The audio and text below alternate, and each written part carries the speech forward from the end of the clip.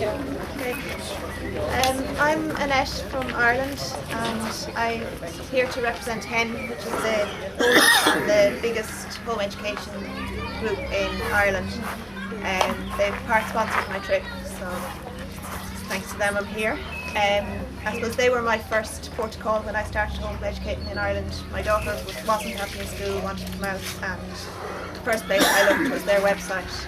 And I discovered there was a meetup in Abbeyleix, which was about 2 hours from where I live. So we went along and were very welcome, and 2 weeks later we were homeschooling. So, where we are in Ireland, we're about 2 hours from most of the country, but the south of Ireland seems to have most of the homeschoolers down in the Cork. There seems to have something going on regularly. Once a year in Ireland there's an annual conference which is on the weekend of the 23rd of August this year, if anyone wants to come along. I'll have more details if anyone wants to ask after. Where? Oh. Where? We're near Galway, between Galway and Mayo in Ireland. I'm also the chairperson of HEI, which is a newer group in Ireland, and it's more the political side of things. HEN is mainly a social network, so I think they're deliberately not political. Since 1998 they were, it was the forerunner of HEN, were involved in the writing of the guidelines that now govern home education in Ireland. I think they were going very unfavourably for home education, but because of the involvement of the group, the guidelines are quite nice now. So legally to home education you have to register. It's written in the constitution in Ireland that you have the school, you don't have to be obliged to send your child to any particular school. So you can educate in school or at home. In 2000 I think the Education Welfare Act set up the NEWB, which has now become TUSLA. There are changes I'll talk about afterwards. But the NEWB was set up as the National Education Welfare Board to keep people in school, trying to improve, fight truancy, and then a small part of the remit was to register home educators. So before that everybody just did what they were doing at home, nobody ever checked up on anything. It's still very open. They are open to unschooling. There was one assessor for years who learnt all he could about unschooling, and the guidelines are quite open that you can educate in whatever way you see fit. In recent years they've started coming back out to do follow-on assessments, but there's not too many of them yet, but it probably will take off more. The guidelines, I suppose, you get a copy of the guidelines, you read them, you get your application form. You have to say things like where the education will take place, what kind of equipment you have, what resources you have, and then you send that back in and an assessor comes and they'll meet you in a coffee shop if you want. They don't have to come to your house. They don't have to meet your child.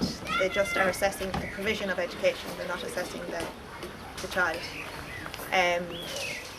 I suppose part of what HEI does is try to make sure that they don't overstep and start trying to assess the child. There has been a few people said they've asked now for their child to read something not in the guidelines, they shouldn't be doing it, so we have to try and make sure they don't. When you send then the assessor recommends that you're registered or not. There very, very few are not recommended for registration at that point. But if you're not, there is then a comprehensive assessment. So at this stage, it's not so unschooling friendly because they come out and they watch the education take place. So they come for a day and watch what you do, how you interact. If you're sitting down, they are then meant to, see what the room is like and where your books are and everything like this.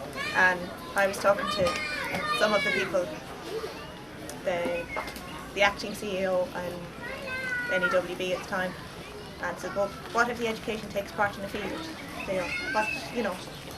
we might not necessarily be sitting at a desk. He said, that's fine. If you're out in the field, we'll come and walk around the field with you. So, they're happy enough.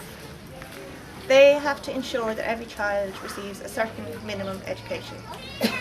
And it's not really clearly defined what that is, but once they're happy that if you say you're unschooling, that you know what unschooling is, they're happy with that, than if you say I'm following the junior cert curriculum but you have no idea what is on the junior cert curriculum. So I suppose we're very lucky that it is so open. If it happens that they don't register the first time, they come and do the comprehensive, and if that is still inconclusive, then they can refuse registration, but I actually haven't heard of anyone that has been refused at that stage, and very few actually get to do comprehensive. I think at the moment there are 1,000 children on the register. It's the register of home educated and educated in others, so there could be small private schools, like a group of 10 people might get together and have school, they'd also be on that register. And I think there's 1,000 children in Ireland on that register. There are lots more who are not registered. Another thing we do in HEI is try and help some of those, say, with access to child benefit, because the Ombudsman has said that they should take proof like GP letter or a letter from your priest or something like that,